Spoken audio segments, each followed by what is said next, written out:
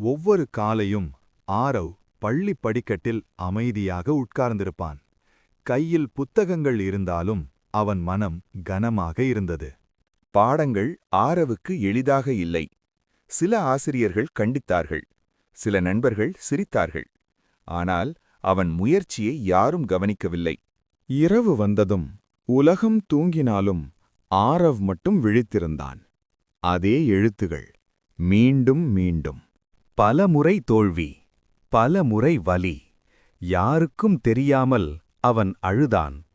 விட்டுவிடலாமா என்று அவன் மனம் கேட்டது. அப்போதுதான் அவன் அம்மாவின் குரல் அவன் மனதில் ஒலித்தது. உழைப்பு விதியை மாற்றும். அந்த வார்த்தைகள் ஆரவின் பயத்தை நம்பிக்கையாக மாற்றின. தவறுகள் பாடங்களாக மாறின.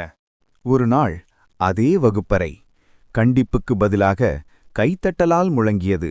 ஆரவ் வெற்றி பெற்றான். அவன் வென்றது புத்திசாலி என்பதனால் அல்ல, ஒருபோதும் முயற்சியை நிறுத்தாததால்தான். நினைவில் வை, உழைப்பு அமைதியாக இருக்கும், ஆனால் அதன் பலன் உலகத்தையே பேச வைக்கும். இந்த கதை பிடித்திருந்தால் லைக் அண்ட் சப்ஸ்கிரைப் செய்யுங்கள்.